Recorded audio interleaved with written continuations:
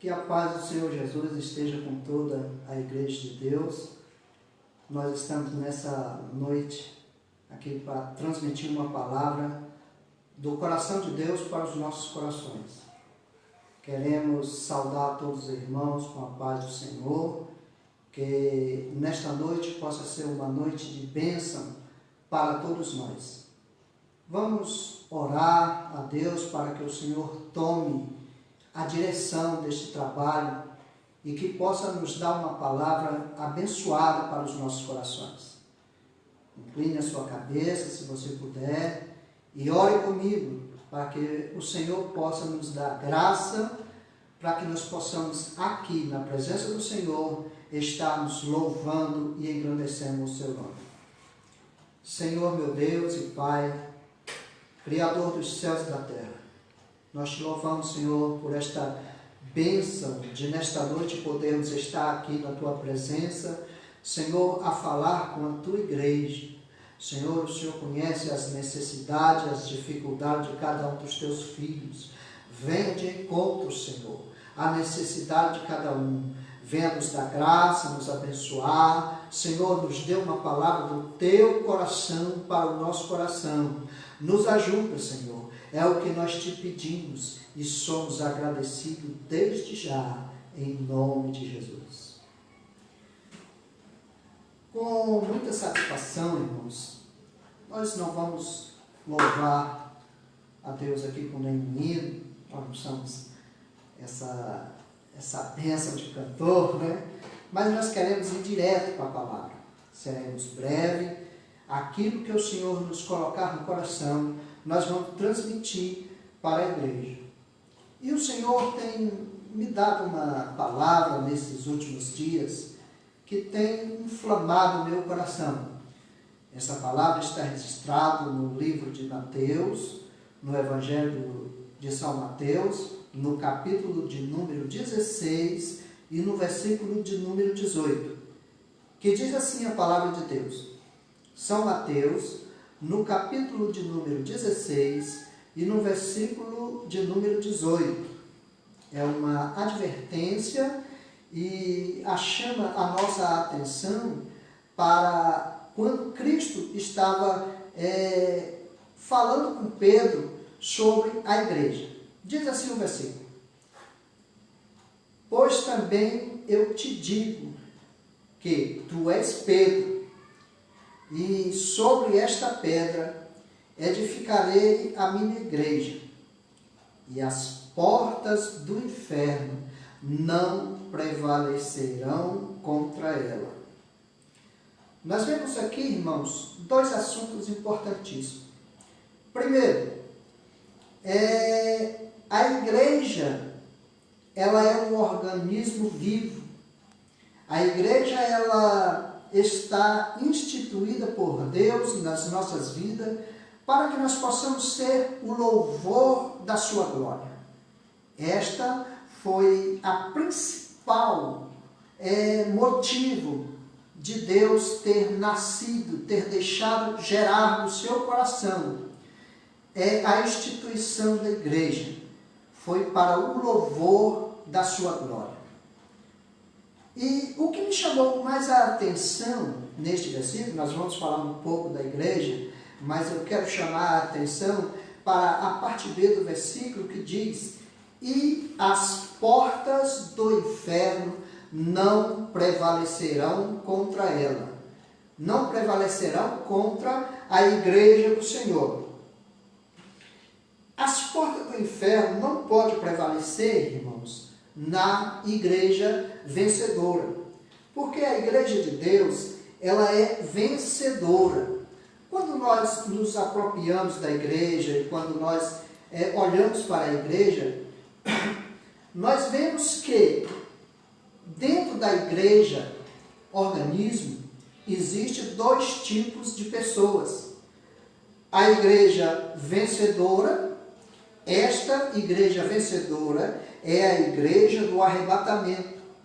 É esta igreja que está caminhando com Cristo para o arrebatamento da igreja. É esta igreja que está firmada os seus passos em Deus para que Deus possa trabalhar no setor da salvação de almas. E esta igreja está esperando o arrebatamento da igreja, aqueles que são vencedores em Cristo Jesus. Mas também tem uma igreja que acompanha, e esta igreja muitas das vezes se deixa ser dominada pelo pecado. E é exatamente sobre isso que nós queremos mencionar. As portas do inferno não pode prevalecer contra a igreja de Deus, aquela igreja que está esperando o arrebatamento, aquela igreja que é vencedora e que a qualquer momento pode levantar as suas mãos com um coração puro e dizer: Maranata, ora vem Senhor Jesus. Então, na igreja, há dois tipos de pessoa. O primeiro grupo desta igreja é a igreja vencedora. A igreja vencedora que está esperando o arrebatamento da igreja. E também há o grupo da igreja que está no meio desta igreja e que não está conseguindo vencer. Esta igreja está fadada a estar no arrebatamento, ficando e passando para a grande tribulação.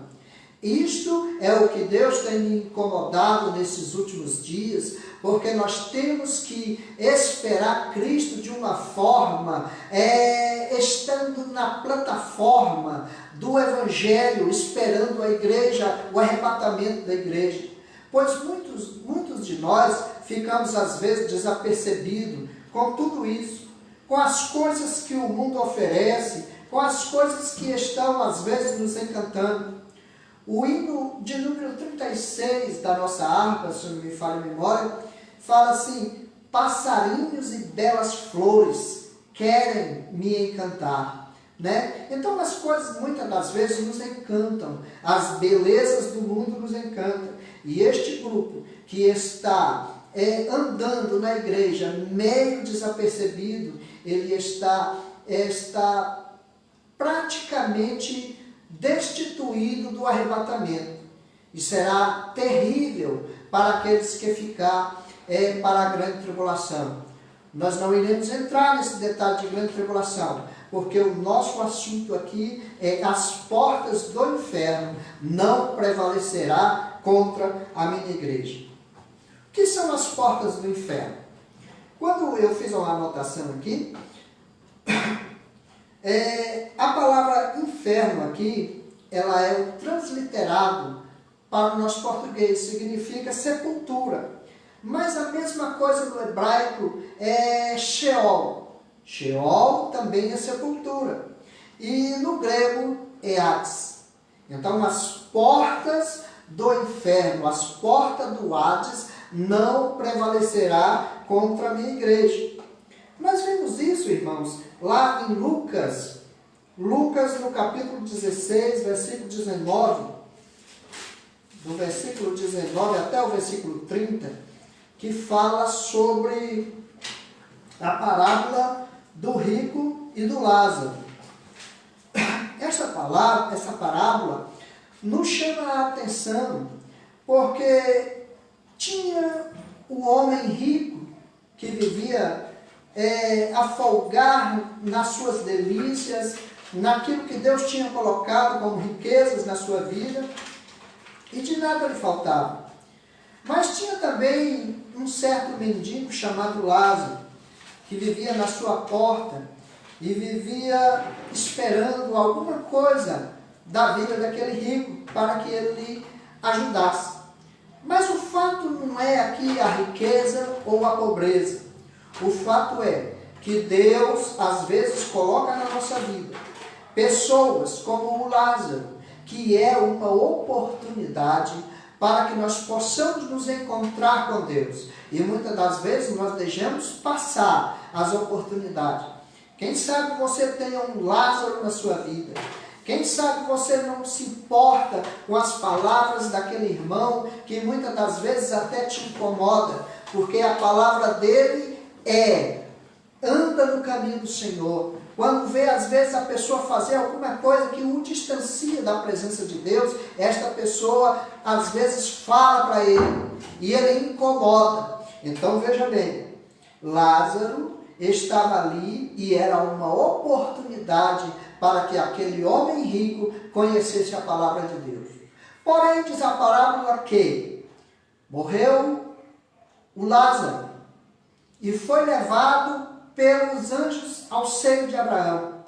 E morreu também o rico, e este rico foi sepultado. E estando ele sepultado, e agora em almas, porque o corpo volta ao pó. O corpo voltou ao pó e foram enterrados, e eles ficaram ali. Mas a sua alma desceu ao Hades. E agora nós temos aqui a alusão a este Hades.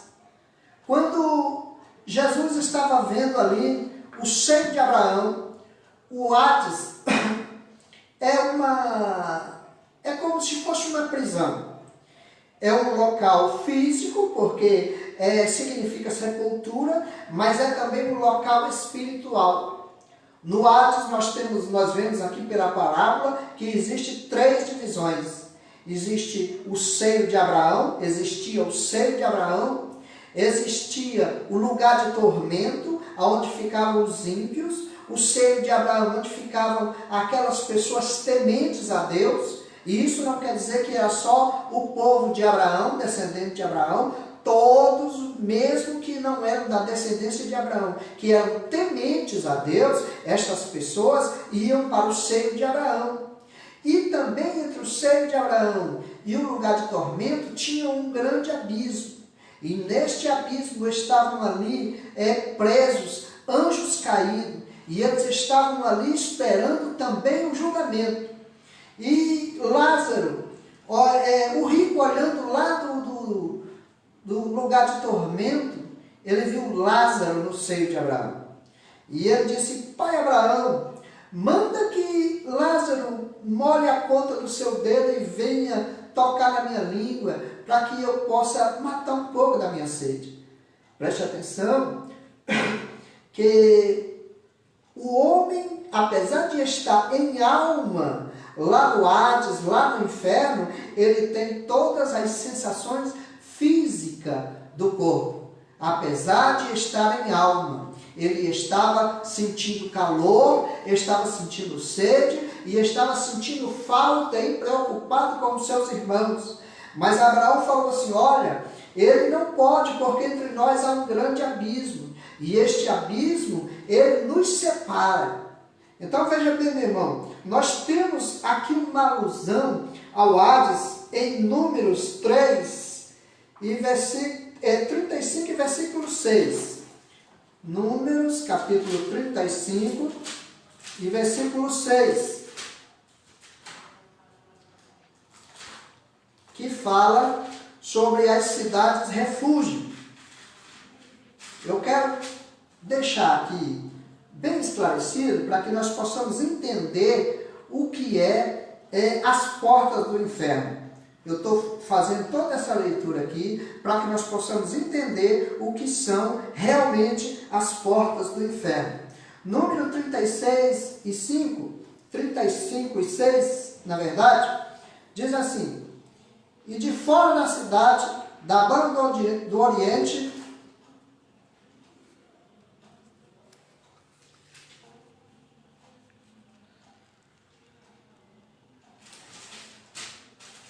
trinta e cinco e 6. 35 e 6. Das cidades, pois, que darei aos levitas, haverá 6 cidades de refúgio, as quais darei para o homicida, ali se acolha, e além destas, lhe darei 42 cidades. 6 cidades desta que Deus estava dando para os levitas, era a cidade refúgio. O que acontecia nessas cidades refúgio? Se por acaso alguém fizesse um homicídio ou fizesse um crime que não fosse um crime doloso, que fosse um crime de repente, sem dolo, esta pessoa podia fugir para esta cidade de refúgio. E ele ficava neste local até que o sacerdote daquela cidade que cometeu o crime morresse. Quando morresse, então ele poderia voltar à sua cidade natal e continuar a sua vida. E isto, irmãos, estava acontecendo ali no Hades, na parábola de Lucas 16 e 19, a parábola do rico e do Lázaro. Eles estavam ali esperando Cristo, ali no arrebatamento daquele povo que estava no Hades. Porque a cidade refúgio, ela guardava a pessoa que tinha cometido crime até o seu sacerdote falecer, e falecendo ele poderia voltar. Isso, irmãos, faz alusão ao Hades. Então o Hades, ele era uma prisão. Todos aqueles que morreram, desde Adão até Jesus Cristo, todos eles não sairiam do Hades. Por quê? Porque quando Adão pecou, ele entregou a chave da morte, do inferno, ele entregou a chave de todos os poderes que Deus tinha colocado na vida dele, para que ele administrasse o mundo, para que ele administrasse a terra. Mas Adão pecou e agora ficou a chave nas mãos da morte e do inimigo. Todos aqueles que morressem por causa do pecado transmitido de Adão, todos eles agora estavam presos ali e ficavam esperando nesta prisão que é o Hades, até a morte do sacerdote, que no caso é o sumo sacerdote Cristo Jesus. Quando Jesus morreu na cruz do Calvário, é interessante que no momento da cruz ali, que nós vemos, quando Jesus morreu, foi exatamente neste momento que a chave da morte e do inferno foi tomada. Não foi, a gente às vezes ouve falar que Cristo desceu lá no inferno e houve uma luta tremenda e tomou a chave da morte e do inferno das mãos do inimigo. Não. Quando Cristo morreu no Calvário, nós vemos que imediatamente, na hora que ele deu o brado, Pai, nas tuas mãos eu entrego o meu espírito, diz a Bíblia que o véu do templo se rasgou do alto a baixo.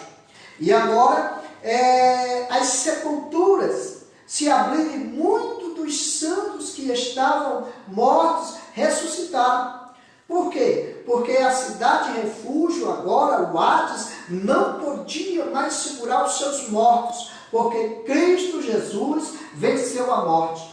Ele venceu a morte e agora ele levou cativo o cativeiro e levou estas pessoas, todas aquelas almas que estavam presas no Hades, todas elas que serviam a Deus, que temiam a Deus, todas aquelas que estavam no seio de Abraão, foram levadas com Cristo para o paraíso, na terceira dimensão da Nova Jerusalém. Então, estas pessoas foram libertadas. Estes que estavam presos no Hades estavam em dois grupos. Prestem atenção. Em Hebreus, capítulo 12, eu quero ler com os irmãos. Hebreus, capítulo de número 12, diz que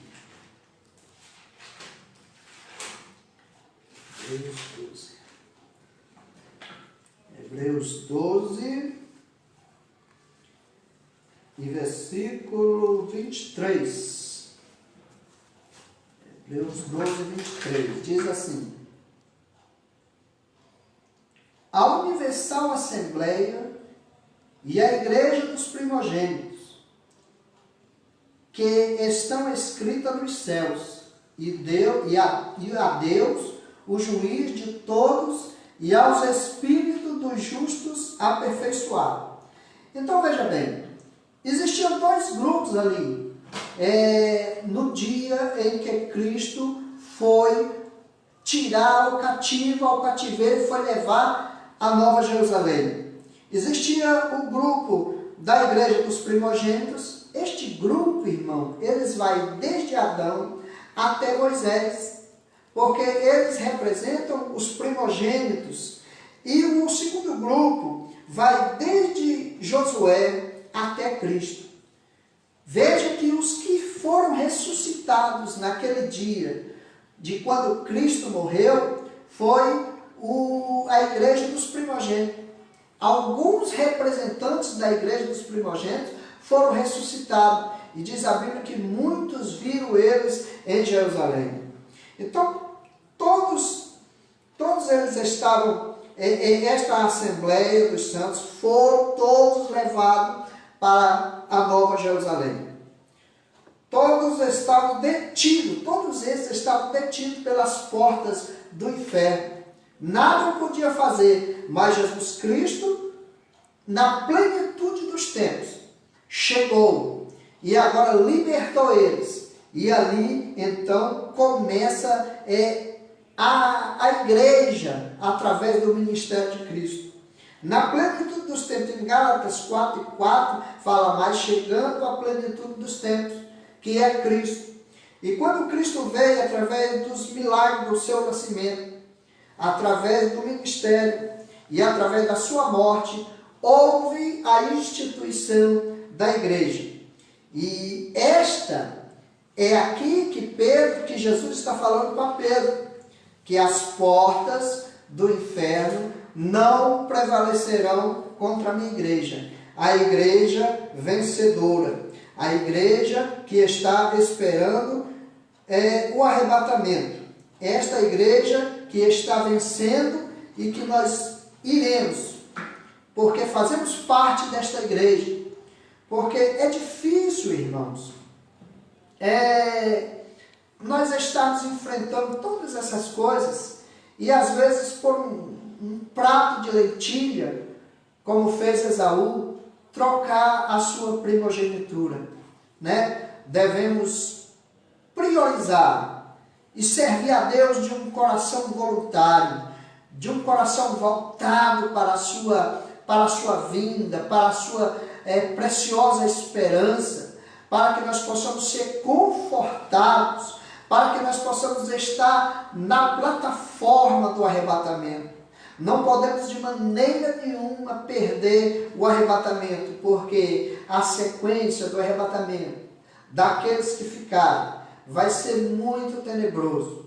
Assim como nós perdemos as nossas vidas hoje, né? Porque quando nós olhamos, mas, poxa, ser crente às vezes, você pede tanta coisa boa, tanta proposta que às vezes nos ajudaria, e você não faz por amor a Cristo.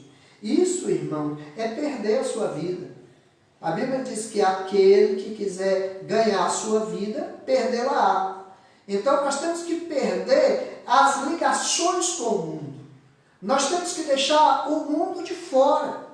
Quando Cristo nasceu e através do seu ministério começou a pregar boas novas, começou a pregar o novo nascimento, quando ele chega em João 3, no capítulo 3, que ele fala com Nicodemos sobre o novo nascimento. Então, este novo nascimento, realmente, todos aqueles que nasceram de novo, estão guardados na presciência de Deus, para o arrebatamento da igreja. Porém, nem todos estão tão assim deliberadamente despojados do mundo. E muitas das vezes as portas do inferno têm, de maneira às vezes deliberada, têm tirado a sua comunhão com Deus, têm tirado a oportunidade de ter uma vida mais na presença do Senhor. Eu fico observando aqui, no novo nascimento, em João 3,16, diz assim, para que todo aquele que nele crê não pereça, mas tenha a vida eterna. Quando nós cremos em Cristo, O novo nascimento, irmãos, é isso. Quando nós cremos em Cristo, o Espírito Santo de Deus pega aquele nosso estado espiritual que estávamos mortos. Lá em Romanos fala, todos nós estávamos mortos em nossos delitos e pecados. Mas quando nós cremos na mensagem salvadora de Cristo, nós somos, o Espírito Santo de Deus entra no nosso espírito e nós começamos a ter vida. Mas o homem, ele é dotado de espírito, alma e corpo. O espírito, na verdade, ele é vivificado através de crer em Cristo. Lá em João 3,16 diz, para que todo aquele que nele crê não pereça, mas tenha a vida eterna.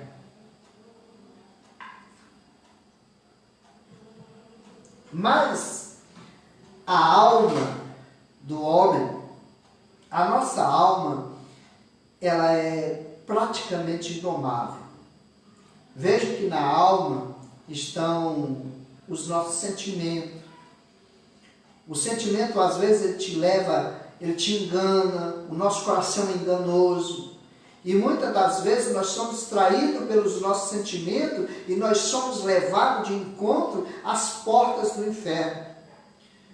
As portas do inferno aqui, que eu entendi, que a igreja verdadeira, a igreja do arrebatamento, as portas do inferno não prevalecem contra ela, mas aqui, se a pessoa for voluntária ao pecado, estas portas do inferno vai envolver e vai tirar a comunhão, vai tirar a vida em Cristo. A nossa alma, irmãos, ela precisa ser domada. Em Romanos, no capítulo 12 e no versículo de número 2, diz assim, não vos conformeis com este mundo, mas transformai-vos pela renovação do vosso entendimento. O que é esse transformar pela renovação do entendimento? É justamente os desejos da nossa alma, eles precisam ser combatidos. Os desejos da nossa alma, antes que nós éramos desvairados e dados ao pecado, agora, não, agora nós vamos aprendendo pela palavra de Deus. Aquele que mentia, não mente mais. Aquele que roubava, não rouba mais. Aquele que andava em caminhos tortuosos, procura andar nos caminhos do Senhor. A Bíblia nos dá um exemplo de um homem chamado Ananias. Ananias era um homem da igreja primitiva. E ele estava dentro da igreja, caminhava com os apóstolos. Provavelmente fosse uma pessoa que era daqueles que trabalhavam na igreja. E ele foi enganado e foi levado a mentir. E o que aconteceu com Ananias? A morte. Todos nós conhecemos bem a história. Ananias tinha uma propriedade e ele vendeu a propriedade. E como alguns irmãos haviam vendido também propriedades e iam e depositavam o dinheiro aos pés dos apóstolos, para que os apóstolos dividissem como um bem comum. Mas Ananias colocou no coração. Ele vendeu a propriedade por uma certa quantia e ele combinou com a sua esposa e disse assim, olha, vamos fazer o seguinte, não vamos dar todo o dinheiro não, a gente fala para Pedro que a gente vendeu por tanto, tudo bem? Ela confirmou e a esposa foi, o Ananias também, e os dois mentiram. E o apóstolo Pedro, cheio do Espírito Santo, fala assim, por que Satanás encheu o teu coração? Né? Agora você vai morrer. Porque você não mentiu para homem, você mentiu para Deus. Então, meus irmãos, veja que uma das portas do inferno que pode nos estragar é a mentira. Qual é, porventura, a porta do inferno que possa estar te seduzindo? Talvez a prostituição te seduza. Talvez a pornografia te seduza. Talvez alguma coisa deste mundo esteja te seduzindo, mas fique firme na presença do Senhor. Nós estamos esperando o arrebatamento da igreja. Jesus breve vai voltar. E se você não for voluntário ao pecado, pode ter certeza que você pode abrir a boca junto comigo nesta noite e dizer: Maranata, ora vem Senhor Jesus, ora vem Senhor Jesus. Estamos aguardando o arrebatamento da igreja. Então, irmãos, nós não queremos ficar falando aqui nestas pessoas das portas do inferno, mas queremos falar da igreja vencedora, da igreja que está transformada, da igreja que está esperando a cada dia Jesus voltar. A igreja de Cristo, ela agora, irmãos, ela vive em novidade de vida. Aqueles que nasceram de novo, que entraram pelo reconhecimento de Cristo, pelo seu sacrifício, aqueles que renovam a sua mente com o entendimento da palavra, aqueles que procuram obedecer a palavra de Deus, que nasceram de novo, estas pessoas estão em Cristo, vivendo em novidade de vidas. Elas vivem em novidade de vida, mas não é porque nós estamos em Cristo, não é porque nós nascemos de novo, nós não somos super-homens. Se nós não vigiarmos, nós teremos também as portas do inferno ao nosso encalço. Temos a vontade aqui, destas portas do inferno não pode prevalecer sobre aqueles que estão assentados em Cristo. Em Efésios, no capítulo 1 e no versículo 3, Efésios, capítulo 1 e no versículo 3, deixa eu achar aqui, Efésios,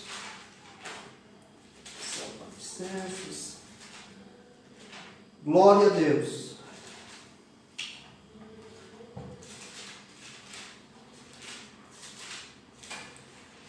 Efésios, no capítulo 1 e versículo 3 diz assim: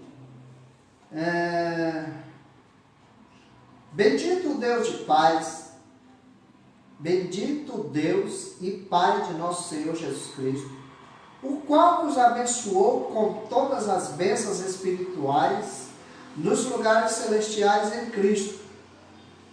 Como também, no versículo 4, como também nos elegeu nele antes da fundação do mundo. Então veja bem, nós que estamos esperando o arrebatamento da igreja, a igreja vencedora, ela está assentada nas regiões celestiais. Aqui no Velho Testamento, me chamou muita atenção no Cântico de Moisés, em Deuteronômio, no capítulo 32, eu quero ler para que nós possamos entender o que são estas bênçãos espirituais nos lugares celestiais. Deuteronômio, no capítulo 32 e no versículo 13, diz assim: Ele o fez cavalgar sobre as alturas da terra e comer as novidades do campo, e fez chupar o mel da rocha e azeite da dura pederneira. Eu, por muito tempo, irmão, fiquei intrigado com este versículo, porque nos faz cavalgar nas alturas da terra. Humanamente falando, isso é impossível, né? E segue aqui algumas coisas. Olha, comer a novidade do campo, faz e fez chupar mel da rocha, porventura a rocha da mel, e azeite da dura pederneira. Esta palavra pederneira aqui é igual a pedra, pedra dura, aquela pedra sílex, que ela é dura. Então veja bem, 4 bênçãos espirituais nós temos aqui no Cântico de Moisés, quando ele fala a respeito daqueles que estão em Cristo, que agora estão assentados em Cristo nas regiões celestiais. Estas regiões celestiais é a mesma região celestial de que a Nova Jerusalém vai descer e vai pegar a noiva do arrebatamento aqui e logo em seguida entra a grande tribulação na terra e a Nova Jerusalém, a cidade de Deus, vai continuar descendo até chegar o dia da segunda volta de Cristo. Mas a igreja não faz parte da segunda volta de Cristo como o arrebatamento. A igreja faz parte do arrebatamento quando a igreja estiver descendo aqui, e a igreja vai entrar na Nova Jerusalém, e nós vamos para as bodas do Cordeiro, nós vamos para o tribunal de Cristo, que é uma outra história que nós não vamos entrar no assunto aqui. Vamos voltar para o nosso assunto. Então, 4 bênçãos que Deus nos dá para aqueles que estão assentados nas regiões celestiais. Porventura, se você não esteja hoje assentado nas regiões celestiais, busque a Deus. Ainda é dia, ainda é tempo de você estar entrando na presença de Deus e servindo a Deus, porque Cristo brevemente voltará. Deuteronômio 32 e 13, 4 bênçãos espirituais. Primeiro, nos faz cavalgar sobre as alturas da terra. Irmãos, isto fala de comunhão com Deus. Cavalgar nas alturas da terra é estar nas mãos de Deus, é estar escondido no esconderijo do Altíssimo, é o Senhor guiar a nossa vida. Quando nós deixamos Deus guiar a nossa vida, nós estamos nas alturas da terra, nós podemos cavalgar com Deus, nós podemos ter comunhão com Deus, nós podemos fazer algo diferente na nossa vida, porque Deus nos garante vitória sobre as hostes espirituais da maldade, né? Sobre as coisas, os principados e potestades que estão nas regiões celestiais para atrapalhar as bênçãos da igreja. Mas aquele que está fundado em Cristo, que nasceu de novo, que tem vida transformada, que não deixa as portas do inferno entrar na sua vida para lhe abraçar e tragar a sua comunhão, esse pode cavalgar nas alturas celestes. A segunda bênção, irmãos, é comer as novidades do campo. Nós somos alimentados. Muitas das vezes, muitas pessoas têm fome e come alguma coisa e não consegue saciar a sua fome, não consegue saciar a sua sede. E alguns traduzem por depressão, né? Mas Deus, Ele nos alimenta pela novidade do campo. Nós somos um campo. Se você anda em novidade de vida, o Senhor vai te alimentando.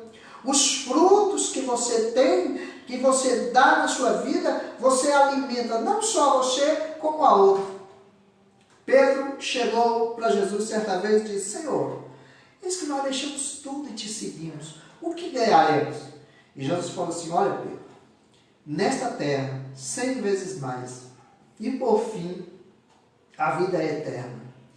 Então, às vezes, nós podemos perguntar para nós mesmos: poxa, mas 100 vezes mais e eu vivo, às vezes, nessa tribulação, nesta dificuldade financeira.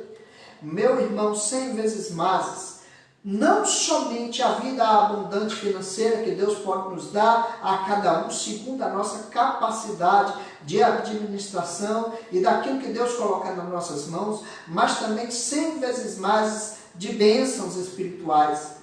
Quando o mundo inteiro está preocupado com o que está acontecendo nesta pandemia, nós estamos sentados nas regiões celestiais, nós estamos sendo alimentados com as delícias do campo, com o alimento do nosso campo espiritual. E Deus alimenta a nossa palavra e não nos deixa entrar em depressão. Quantas pessoas estão desesperadas por causa do fracasso do comércio, por causa das suas vendas, e nós não vamos tirar a razão dessas pessoas. Como seres humanos, nós nos preocupamos mesmo com as nossas vidas.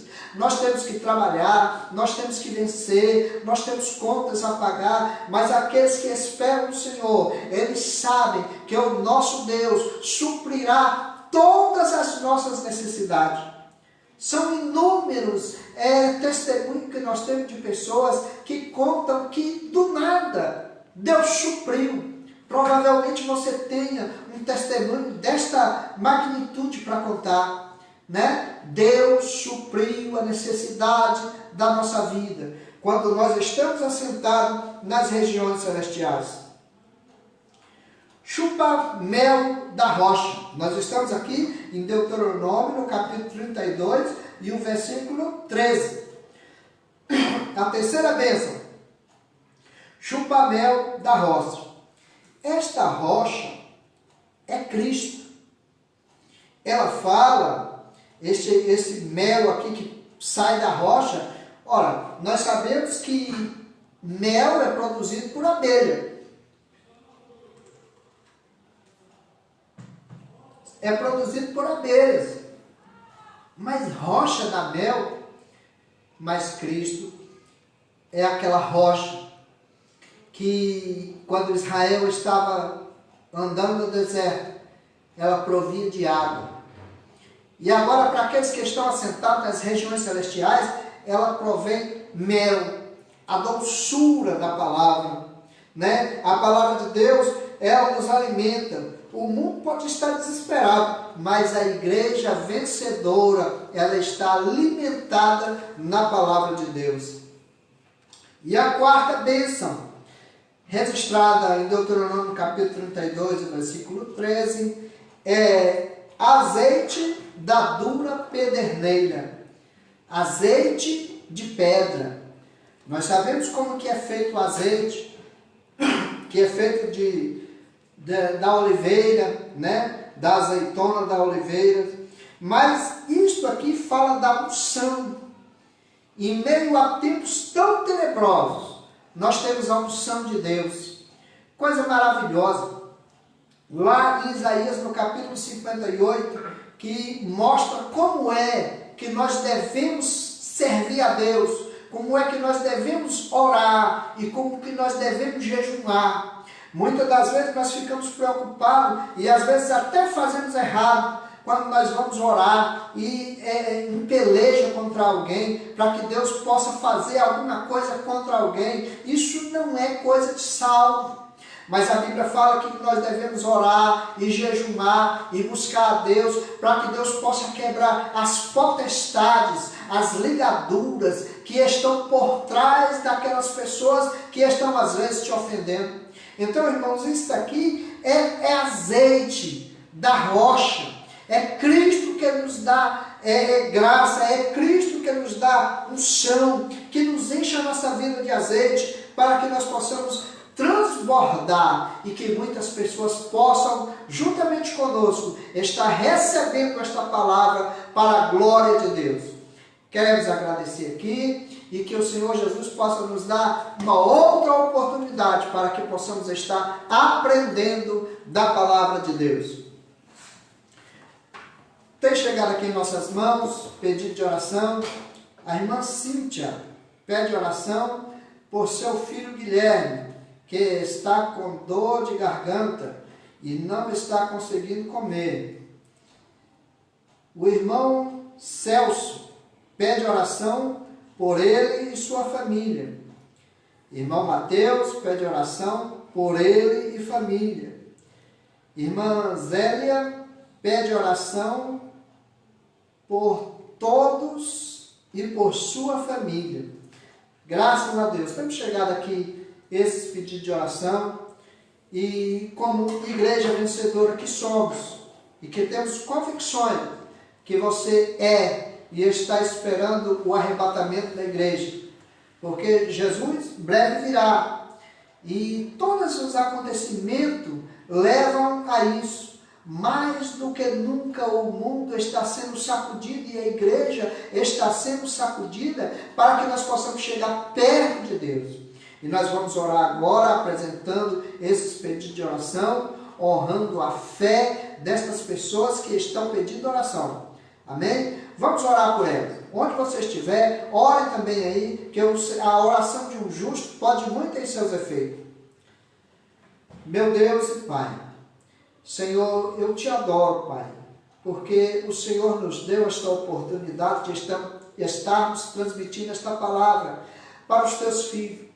Pai, aqui estão pessoas que estão pedindo oração, Guilherme, que está com dor na garganta, Senhor, os teus filhos que estão pedindo oração pela sua família, entra com providência nesta noite. Senhor, entra com providência de cura na vida do Guilherme. Nós te pedimos, Senhor, e te agradecemos porque nós cremos em Ti. Senhor, a Tua palavra nos ensina que se tem alguém com dificuldade, chame os presbíteros da igreja e orem. E nós estamos aqui orando em nome de Jesus. E o céu, o Teu, Senhor, o Teu santuário desça sobre estas vidas e que o Espírito Santo possa fazer obra maior na vida deles. Guarda, Senhor, o Teu povo, a Tua igreja, nos ajude a continuar a caminhar e a esperar a Tua vinda, Senhor. Nós te agradecemos em nome de Jesus. Amém.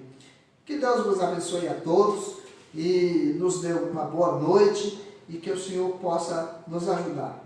Eu agradeço a todos em nome de Jesus.